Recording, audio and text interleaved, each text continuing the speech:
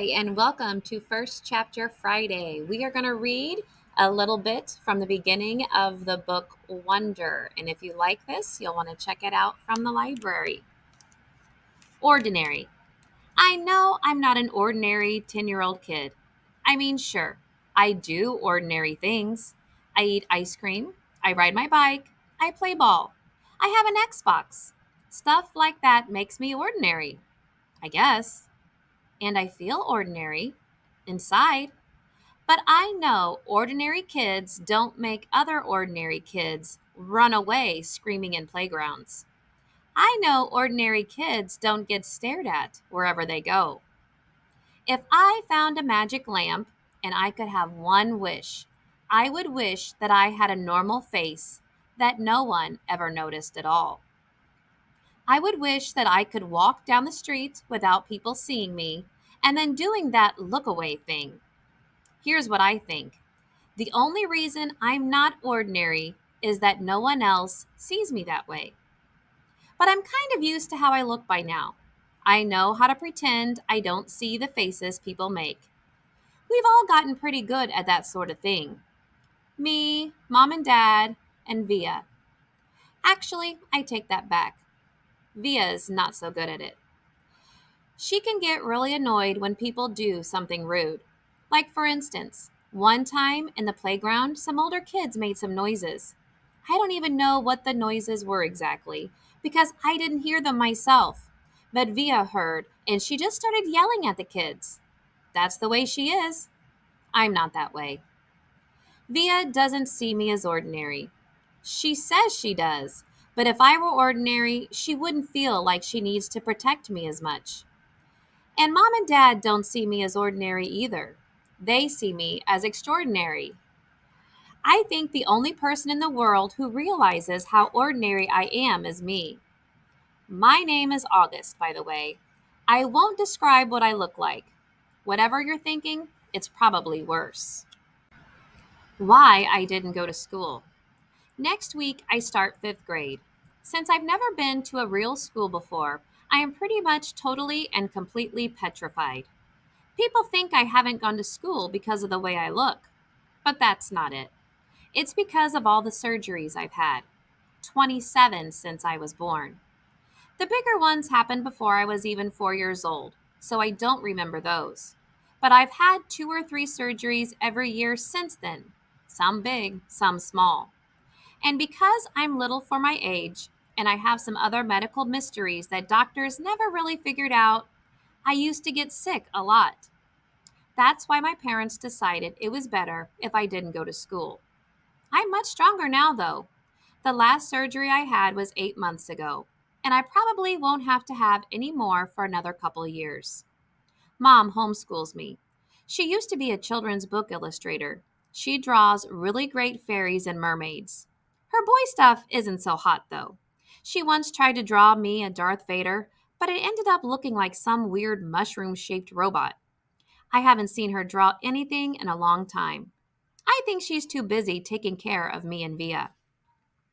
I can't say I always wanted to go to school because that wouldn't be exactly true. What I wanted was to go to school, but only if I could be like every other kid going to school. Have lots of friends and hang out after school and stuff like that. I have a few really good friends now. Christopher is my best friend, followed by Zachary and Alex. We've known each other since we were babies, and since they've always known me the way I am, they're used to me. When we were little, we used to have play dates all the time, but then Christopher moved to Bridgeport in Connecticut. That's more than an hour away from where I live in North River Heights, which is at the top tip of Manhattan. And Zachary and Alex started going to school. It's funny. Even though Christopher's the one who moved far away, I still see him more than I see Zachary and Alex. They have all these new friends now. If we bump into each other on the street, they're still nice to me though. They always say hello. I have other friends too, but not as good as Christopher and Zach and Alex were. For instance, Zach and Alex always invited me to the birthday parties when we were little. But Joel and Iman and Gabe never did.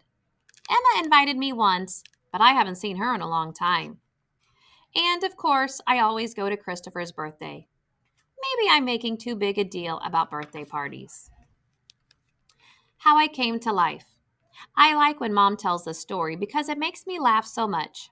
It's not funny in the way a joke is funny, but when Mom tells it, Via and I just start cracking up. So when I was in my mom's stomach, no one had any idea I would come out looking the way I look. Mom had had Via 4 years before, and that had been such a walk in the park, Mom's expression, that there was no reason to run any special test. About 2 months before I was born, the doctors realized there was something wrong with my face. But they didn't think it was going to be bad. They told Mom and Dad I had a cleft palate and some other stuff going on. They called it small anomalies. There were 2 nurses in the delivery room the night I was born. One was very nice and sweet. The other one, Mom said, did not seem nice at all or sweet. She had very big arms, and here comes the funny part. She kept farting. Like she'd bring Mom some ice chips and then fart. She'd check Mom's blood pressure and fart.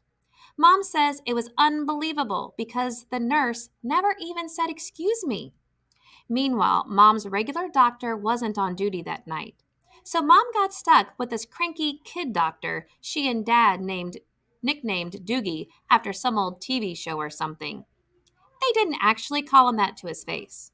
But Mom says that even though everyone in the room was kind of grumpy, Dad kept making her laugh all night long. When I came out of Mom's stomach, she said the whole room got very quiet.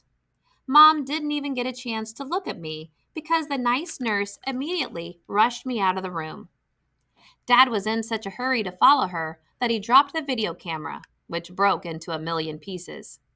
And then Mom got very upset and tried to get out of bed to see where they were going, but the farting nurse put her very big arms on Mom to keep her down in the bed. They were practically fighting because Mom was hysterical and the farting nurse was yelling at her to stay calm. And then they both started screaming for the doctor. But guess what? He had fainted right on the floor. So when the farting nurse saw that he had fainted, she started pushing him with her foot to get him to wake up, yelling at him the whole time. "What kind of doctor are you? What kind of doctor are you? Get up, get up." Then all of a sudden, she let out the biggest, loudest, smelliest fart in the history of farts. Mom thinks it was actually the fart that finally woke the doctor up. Anyway, when Mom tells the story, she acts out all the parts, including the farting noises, and it is so, so, so funny. Mom says the farting nurse turned out to be a very nice woman. She stayed with Mom the whole time, didn't leave her side even after Dad came back, and the doctors told them how sick I was. Mom remembers exactly what the nurse whispered in her ear when the doctor told her I probably wouldn't live through the night. "Everyone born of God overcometh the world." And the next day, after I had lived through the night, it was that nurse who held Mom's hand when they brought her to meet me for the first time. Mom says by then they had told her all about me. She had been preparing herself for seeing me, but she says that when she looked down into my tiny, mushed up face for the first time, all she could see was how pretty my eyes were. Mom is beautiful, by the way, and Dad is handsome. Via is pretty, in case you were wondering.